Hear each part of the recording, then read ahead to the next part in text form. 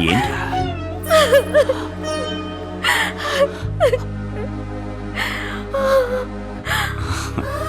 ఊరుకోమ్మా, ఊరుకో. అయిన వాళ్ళందర్నీ వదిలి అత్తారింటికెళ్ళే ప్రతి ఆడపిల్ల ఇలా బాధపడటం సహజం. ఈ బాధ సంతోషంలోంచి వచ్చిందే కానీ కష్టాల్లోంచి వచ్చింది కాదు. నా చెల్లి కోరుకున్న వాడికిచ్చి పెళ్లి చేసి పంపిస్తున్నందుకు నాకెంత సంతోషంగా ఉందో తెలుసా? అయినా నీకేం తక్కువరా? ఇంద్రభవనం లాంటి ఇల్లు, బంగారం లాంటి భర్త, తోబుట్టులా చూసుకునే తోడికోడళ్ళు, ఇంతకంటే ఇంకేం కావాలో చెప్పరా? కావాలి, నిన్ను వదిలే వెళ్ళలేనన్నయ్యా. ఏడవకమ్మా, ఏడవక. నన్ను వదిలి ఎక్కడికమ్మా వెళ్తున్నావు? ఈ పెళ్లి వల్ల మనం దూరం అవడం లేదు, రెండు కుటుంబాలు దగ్గరవుతున్నాయి. నీ కళ్ళల్లో కన్నీళ్లు చూస్తే తట్టుకోలేనమ్మా. నువ్వు సంతోషంగా ఉంటేనే నేను ఇక్కడ సంతోషంగా ఉండగలను. సరేనా? పద.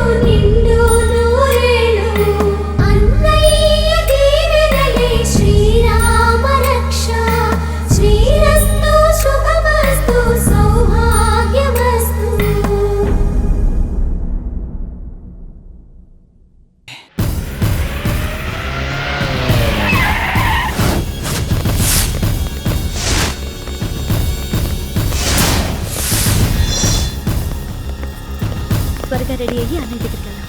Excuse me.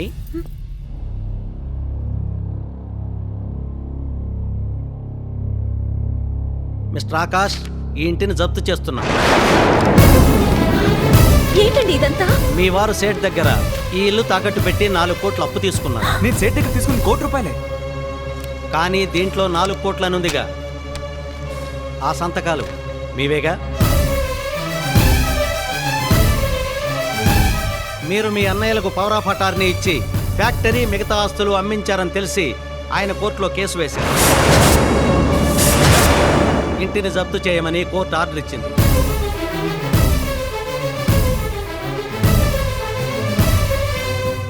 కోట్లకి సంతకాలేంటి? పవర్ ఆఫ్ అటార్నీ ఏంటి? అసలు ఏం జరిగిందండి?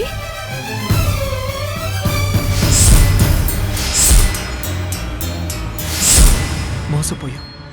మా అన్నయ్యల చేతుల్లో పూర్తిగా మోసపోయాం లక్ష్మి.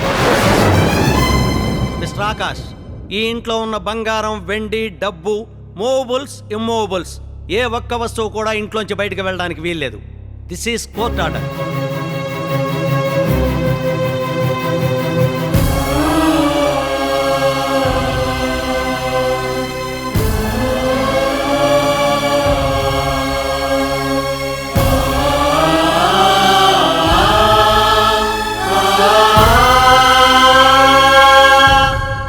మిస్టర్ ఆకాష్, ఇల్లు, ఇంట్లో ఉన్న వస్తువులు అన్నీ లెక్క చూసినా ఇంకా మీ బాకీ 3 కోట్లు. వన్ మోర్ థింగ్, మీరు నాయుడు గారికి ఇచ్చిన 70 లక్షల చెక్కు బౌన్స్ అయింది. దానికి సంబంధించిన అరెస్ట్ వారెంట్ కూడా మీ మీద ఉంది. 501. Yes sir. దయచేసి ఆయన అరెస్ట్ చేయకండి. వెంటనే మా అన్నయ్యని పిలిపించి మీకు ఇవ్వాల్సిందంతా సెటిల్ చేస్తాను. సారీ అండి, మా డ్యూటీ మేము చేయాలి. కానిస్టేబుల్. Yes sir. ఒక్క నిమిషం, మీకు దండం పెడతాను. అరెస్ట్ చేస్తే మా పరువు పోతుంది. ఇప్పుడే మా అన్నకి ఫోన్ చేసి రమ్మని చెప్తాను. సారీ అమ్మా, ఇప్పుడేం చేసినా ఉపయోగం లేదు. 3 కోట్లు కోర్టులో కట్టి మీ వారిని విడిపించుకోండి.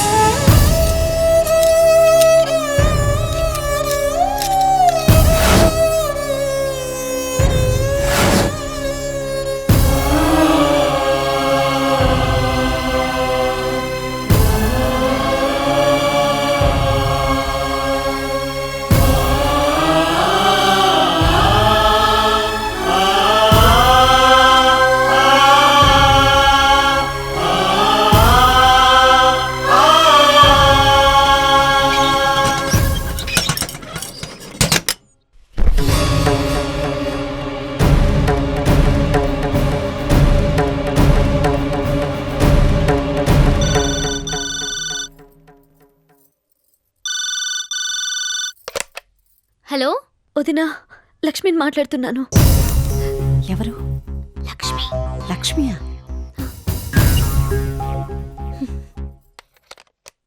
లక్ష్మి చెప్పు. అన్నయ్యతో అర్జెంట్ గా మాట్లాడాలి. అన్నయ్యకి ఫోన్ ఇవ్వవా? అన్నయ్య ఇంట్లో లేరు, ఇప్పుడే సిరిపురం వెళ్లారు. అయితే సెల్కి ఫోన్ చేస్తాలే. అయ్యో, సెల్ ఇంట్లోనే మర్చిపోయారే. అయ్యో, ఇప్పుడు ఎలాగా? ఏంటి కంగారుగా మాట్లాడుతున్నావు? ఏం జరిగింది లక్ష్మి? దేవుడు నాకు చాలా అన్యాయం చేశాడు వదినా. మా బావగారు మమ్మల్ని మోసం చేసి ఆస్తంతా రాయించుకున్నారు. అప్పుల వాళ్ళు కేసు పెట్టడంతో కోర్టు ఇంటిని సీజ్ చేసింది. ఆయన అరెస్ట్ చేసి తీసుకెళ్లారు. నేను పిల్లలు రోడ్డున పడ్డాం. సాయంత్రంలోగా 3 కోట్లు కడితే గాని ఆయన బయటికి రారు. ఈ పరిస్థితుల్లో అన్నయ్య తప్ప ఇంకెవ్వరూ మమ్మల్ని కాపాడలేరు వదినా. అయ్యో, ఎంత కష్టం వచ్చింది లక్ష్మి నీకు. అన్నయ్య రాగానే విషయం చెప్పి ఇక్కడికి పంపిస్తావా వదినా? తప్పకుండా పంపిస్తాను లక్ష్మి, నువ్వు ధైర్యంగా ఉండు. అమ్మో, 3 కోట్ల కేసరి పెట్టింది. ఎన్ని కోట్లయితే ఏ? మనం ఈ విషయం అబ్బాయికి చెప్తామా ఏంటి? అదక్కడ ఎదురు చూస్తూనే ఉంటది. లక్ష్మికి ఏమీ అయి ఉండదు కదా? ఏదో గాలికి హారతి ఆరిపోయింది, దాని గురించి ఇంత ఆలోచిస్తున్నావేంటి? ఏం లేదు బాబాయ్, నా మనసేం బాలేదు. ఓసారి చెల్లాయికి ఫోన్ చేసి మాట్లాడతాను.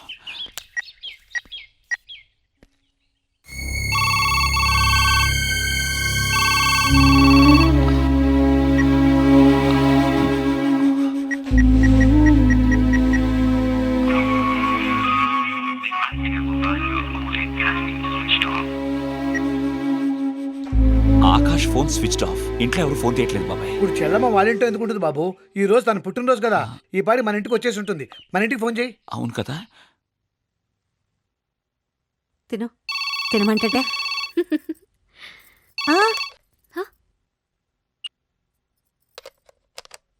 హలో హలో నందిని, చెల్లెమ్మ వాళ్ళు వచ్చారా? ఇంకా రాలేదండి. రాలేదా? నందిని, ఇక్కడికి వచ్చినప్పటి నుంచి నాకు అన్ని అపశకునాలే కనిపిస్తున్నాయి.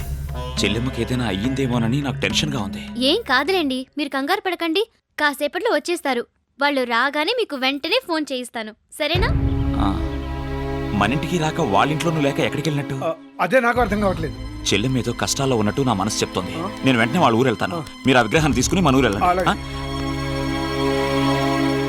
చెల్లెలు రాలేదని మీ ఆయన ఇంత కంగారు పడిపోతున్నాడు అంటే నాకెందుకో డౌట్గా ఉంది. ఏంటి? ఎందుకు రాలేదు అని తెలుసుకోవడానికి నేరుగా ఆవిడ ఇంటికి వెళ్ళిపోతాడేమో. అమ్మో, ఆయన అక్కడికి వెళ్తే విషయం తెలిసిపోతుంది. 3 కోట్లు పోయినట్టే. నేను పోనిస్తానా?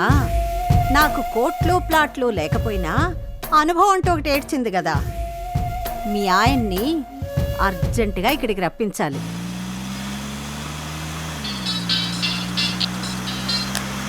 హలో, చెల్లెమ్మ వాళ్ళు వచ్చారా? వాళ్ళు రాలేదు గాని ఇక్కడ నందినికి గుండెపోటు వచ్చింది బాబు. గుండెపోట? అవును బాబు, ఇందాక ఫోన్లో మీరేదో కీడు జరుగుతుంది అని టెన్షన్ పడ్డారంట కదా. మీ టెన్షన్ చూసి తట్టుకోలేక గుండెపోటు తెచ్చుకుంది. వెంటనే హాస్పిటల్ తీసుకెళ్ళండి. కంగారు పడకండి బాబు, డాక్టర్ గారికి ఫోన్ చేశాను. అమ్మాయి మీతో మాట్లాడాలంటుంది. మాట్లాడమ్మా. హలో నందిని, ఏవండి, సడన్ గా గుండె నొప్పి వచ్చిందండి. అల్లాడిపోతున్నాను. మిమ్మల్ని చూడకుండానే చచ్చిపోతానేమోనని భయం వేస్తుందండి. ఆ!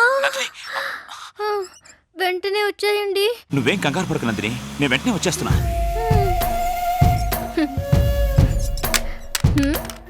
నా బంగారం.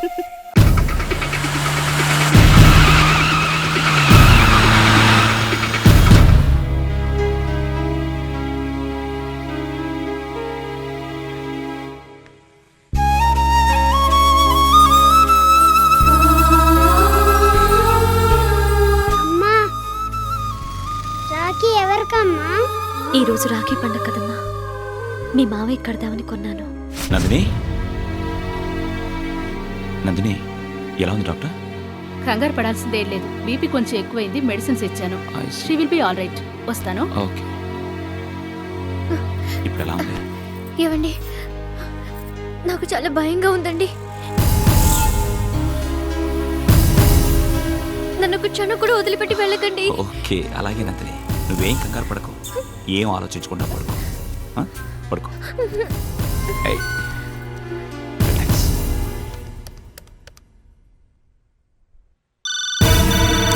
ఏవండి, మీరు కూర్చోండి బాబు, నేను చూస్తాను. తొందరగా చూడండి, లక్ష్మి అయి ఉండొచ్చు. హలో, లక్ష్మేనా? Wrong number. రాంగ్ నంబర్ బాబు. రాంగ్ నంబరా? ఎలాగైనా ఈ రోజు వాళ్ళ చెల్లెల దగ్గరికి పోనివ్వకూడదు. లక్ష్మి ఎందుకు రాలేదు? కనీసం ఫోన్ కూడా చేయలేదే. పిన్ని గారు, ఆ, ఏం బాబు? లక్ష్మి ఏమైనా ఫోన్ చేసిందా? లేదు బాబు, చేయలేదు.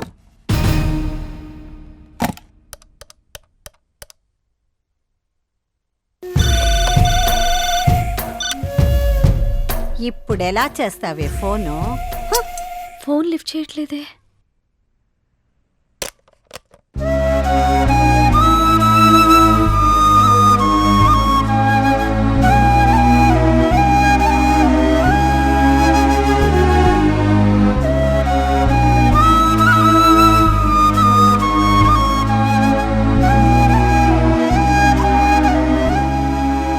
లక్ష్మి, టిఫిన్ తినండి.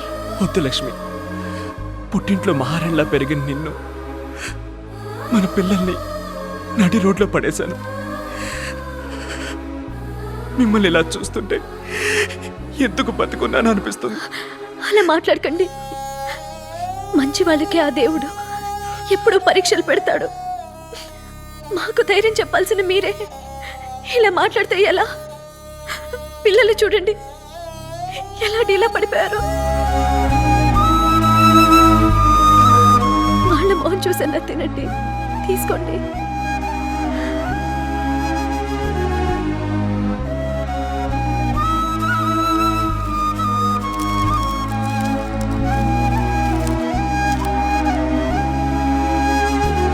మీరు కూడా తినండి. తిన్నాను డాడీ, మీరు తినండి. పర్వాలేదు, తినండి. నువ్వు తిను డాడీ.